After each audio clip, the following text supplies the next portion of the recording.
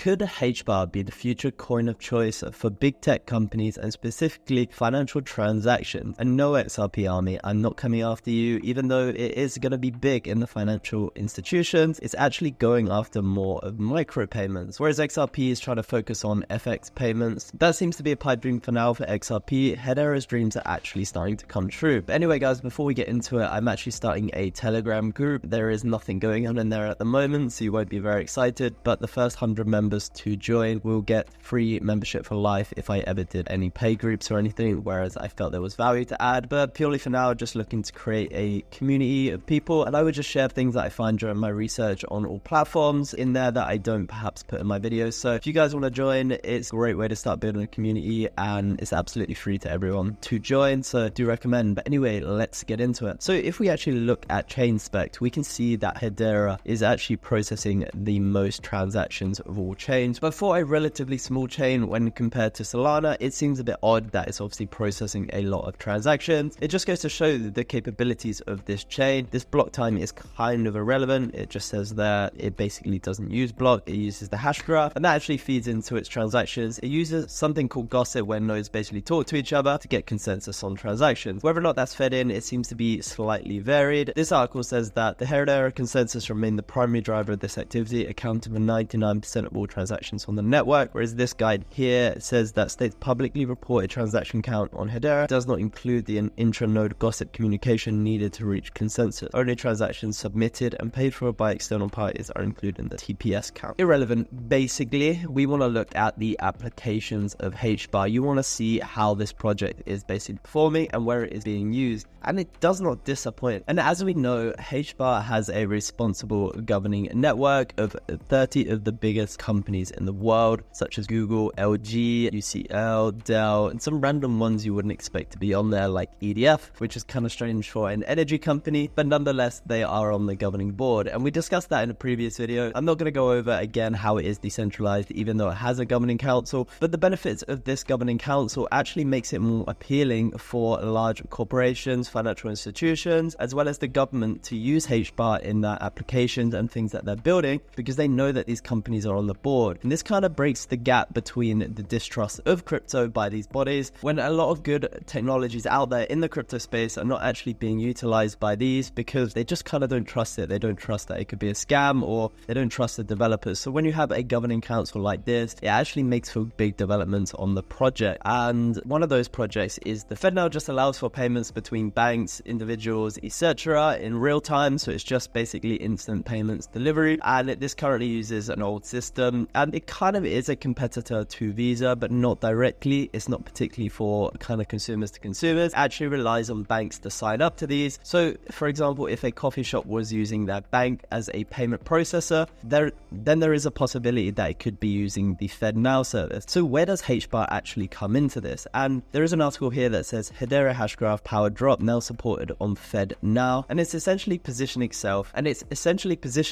to go after micropayments. So currently, if you were to buy, say, a coffee, the vendor might pay a minimum fee. So it might be, say, if your coffee was $5, they would pay 30 cents and then a percentage or something along those lines, and that takes a cut out of that margin. If you were using something like Drop, which was powered on the hash graph, those fees would be much less. And if we take a look here, we can see the structure begins at blah blah blah. We don't care.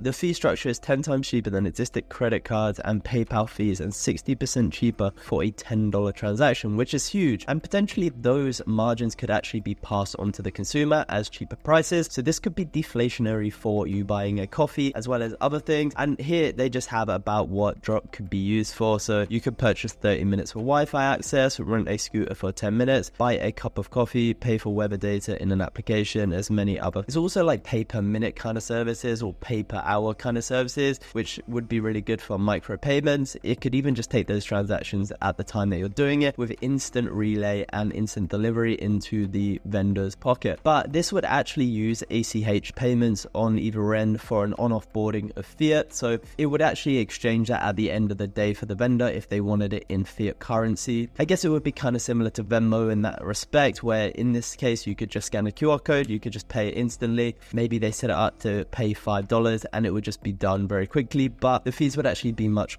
less than Venmo. So that is the true benefit, and a lot of what we're seeing coming out of crypto is actually just lower fees, because it's just able to process these transactions much better and much more quickly. But the XRP army actually managed to get an article out that saying RippleNet was being used in the FedNow system, and sadly for the XRP holders, I know you're still waiting for that dream day. It is actually not technically true, and we can see somewhere here that upon a closer examination, it was revealed that the article originated from media outlet Cryptopolis and lacked any credible sources. So that actually made me think, okay, well, what if this actual drop stuff integration into FedNow was actually some crypto bro just typing away a little story and just trying to pump the price? And I actually found on the FedNow that you can see that drop has actually been integrated on that official website. So this is credible, guys, and it's still pretty new, and we actually don't know the transactions that are going on behind the scene that actually play into this number here for this transactions per second for Hedera. We don't know whether all these big companies are actually trialing it in softwares that they may be doing, or little things that they are actually actioning on. Imagine the Google Play Store integrated with HBAR for your micropayments on that Play Store. They would actually save a ton of fees on processing those transactions. So it actually bodes well for Google to be doing something like that. And if it was to get into this area, it would be absolutely huge for all of these little microtransactions, which